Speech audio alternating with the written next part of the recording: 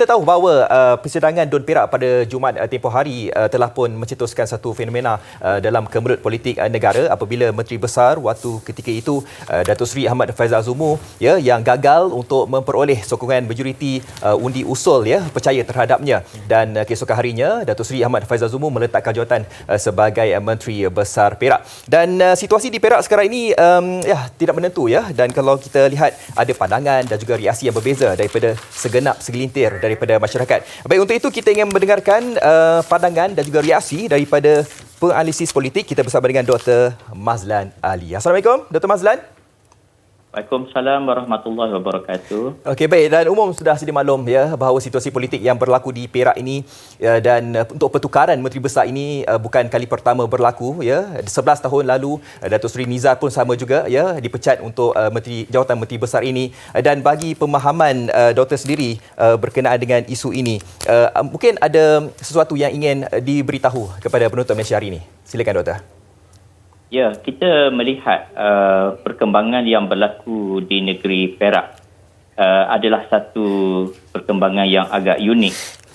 Bila mana bekas Menteri Besar Datuk Seri Faizal Azumu telah dijatuhkan oleh anggota di dalam koalisi kerajaan yang sama, di mana 48 telah menolak usul percaya kepada beliau, dan perkara ini telah menimbulkan satu suasana yang agak gawat di negeri Perak kerana esok hari, iaitu hari Rabu, akan berlaku sidang di Dewan Undangan Negeri. Dan kita lihat adanya komen-komen daripada pemimpin-pemimpin, termasuklah daripada Presiden UMNO yang menyatakan beliau mempertimbangkan sekiranya dilakukan penjajaran baru, dan juga kenyataan daripada pemimpin parti pembangkang yang menyatakan mereka sedia bekerjasama. Situasi ini menimbulkan suatu keadaan yang menimbulkan banyak persoalan. Namun selepas mesyuarat Majlis Tertinggi UMNO semalam, nampaknya kita bolehlah mengharapkan sebuah kerajaan baru yang akan ditubuhkan ini terus mengekalkan kestabilan di negeri Perak. Dan adakah pandangan doktor sendiri melihat daripada situasi yang berlaku di negeri Perak ini dilihat sebagai mungkin ada perancangan daripada UMNO untuk menekan Tan Sri Muhyiddin Yassin untuk segera membubarkan Parlimen? Pandangan doktor?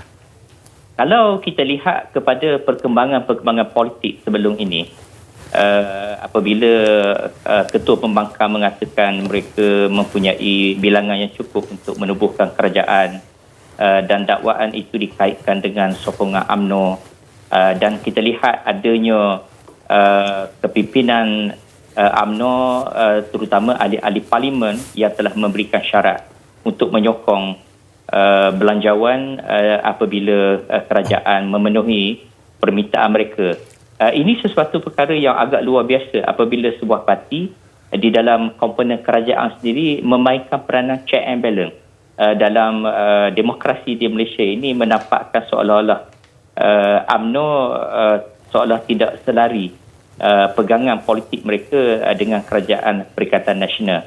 Dan saya berpandangan bahawa ada kemungkinan tindakan-tindakan ini supaya Perdana Menteri segera melakukan pilihan raya, kerana mungkin sebahagian daripada pemimpin UMNO memikirkan bahawa negara berada di dalam keadaan suasana politik yang tidak begitu stabil dengan sokongan tipis kerajaan, maka perlu diadakan satu pilihan raya untuk mendapat mandat yang baru daripada kerajaan. Ini adalah kemungkinan-kemungkinan apabila kita melihat aksi-aksi ahli parlimen daripada UMNO yang nampaknya agak luar biasa, memainkan peranan yang jarang yang kita lihat di dalam sebuah kerajaan yang seharusnya mereka mempunyai konsensus dalam membuat keputusan dan dasar.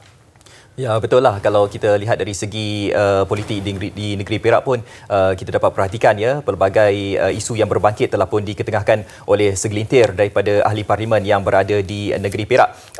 Bercerita berkenaan ataupun bercakap berkenaan dengan ahli politik di negeri Perak, adakah mereka ini tidak berpuas hati dengan kepimpinan Dato' Seri Ahmad Faizal Azumu, ataupun mereka ini mungkin ingin kuasa yang lebih di Perak? Pandangan doktor? Ya, saya memahami bahawa UMNO adalah satu parti yang begitu lama memimpin negara ini. Dan di negeri Perak, UMNO adalah antara parti yang memiliki kerusi yang paling banyak. Bagaimanapun apabila dibentuk Kerajaan Perikatan Nasional, wakil daripada Bersatu yang hanya mempunyai satu adung sahaja, dan beberapa adung daripada Bersatu sebenarnya adalah datang daripada UMNO. Maka di sini dilihat sepatutnya mungkin difikirkan oleh ahli politik bahawa UMNO lah yang sepatutnya memimpin negeri Perak, memandangkan parti ini adalah parti yang dominan dan mempunyai anggota dewan yang lebih ramai. Bagaimanapun perkara yang berlaku beberapa hari lepas di Perak ini nampaknya cuba diselesaikan dengan baik oleh ahli-ahli Dewan Undangan Negeri daripada UMNO, Perikatan daripada Bersatu dan juga PAS.